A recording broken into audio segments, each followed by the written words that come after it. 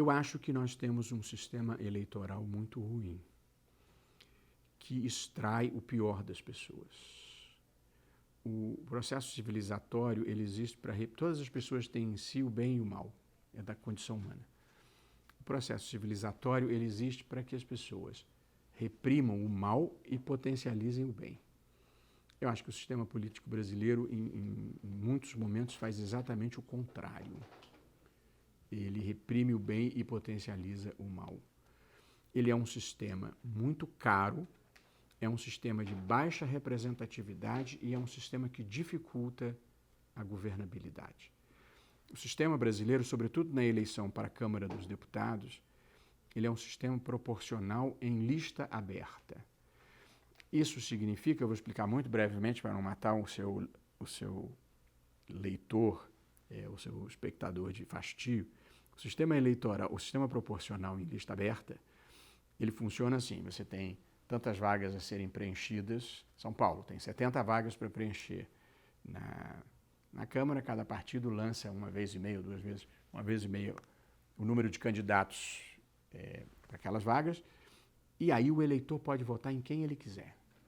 E ele tem essa sensação de que ele está votando em quem ele quer. O problema é que ele elege quem ele não sabe, porque ele vota no candidato que ele quer, naquele mar de candidatos, mas o voto vai para o partido. O sistema é proporcional, porque se o partido tiver 20% dos votos, ele tem 20% das vagas. Portanto, em São Paulo, se ele tiver 20% dos votos, ele tem 14 vagas. E aí o que acontece? Ele votou no candidato, mas o voto foi para o partido. De modo que os 14 mais votados do partido obtêm aquelas vagas. Só que nas eleições de 2016, só 5% dos candidatos se elegeram com votação própria.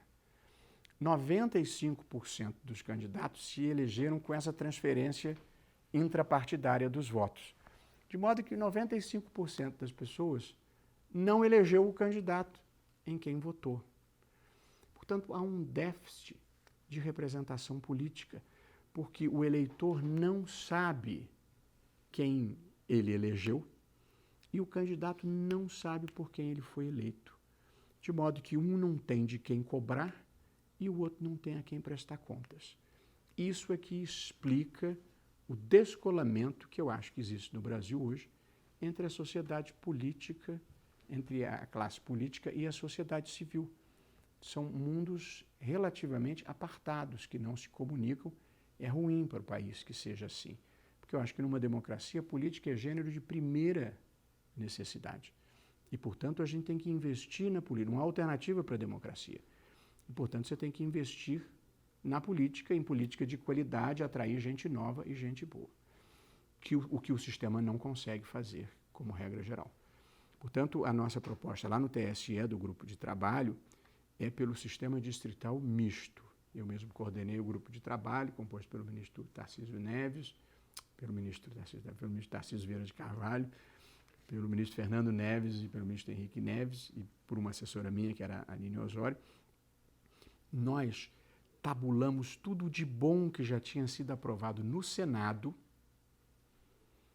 e adaptamos com algumas modificações e apresentamos uma proposta ao presidente da Câmara, o deputado Rodrigo Maia, que disse que ia se empenhar pela tramitação do projeto. Nosso projeto é pelo sistema distrital misto. Vou tentar explicar em 2 parágrafos, não é fácil. O sistema distrital misto, a Câmara dos Deputados, ela é dividida em 2. Metade das vagas é preenchida pelo voto distrital e a outra metade pelo voto partidário. De modo que o eleitor tem 2 votos.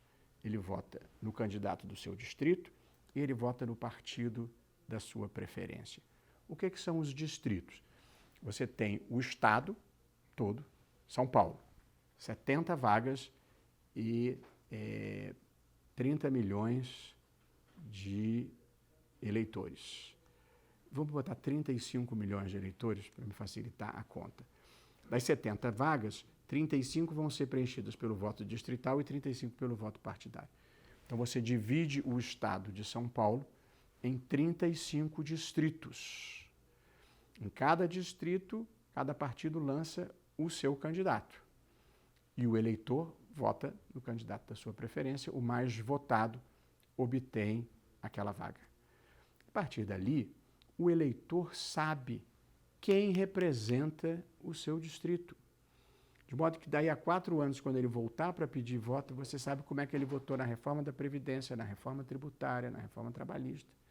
Portanto, você pode ter um mínimo de controle do que faz o seu representante, o que hoje é impossível. O outro voto é um voto no partido. Tem gente que gostará mais do PT, tem gente que gostará mais do PSDB, tem gente que gostará do PSL. O partido, portanto, tem a sua lista de candidatos, é uma lista pré-ordenada. Neste caso, como regra geral, você vota no partido e aquela lista vem pronta. As pessoas têm um certo desconforto com isso. Mas este voto é mais democrático do que o da lista aberta, porque este, se você votar no PT, você sabe se entrar um, quem vai entrar, se entrar em 2, quem vai entrar, se entrar em 3, quem vai entrar. No outro, você vota em quem você quer, mas você não sabe quem vai entrar. Portanto, o voto na lista pré-ordenada é mais democrático do que o voto na lista aberta. Porém, para superar preconceitos, nós fizemos a seguinte sugestão. Se o eleitor quiser votar fora da lista pré-ordenada, ele pode.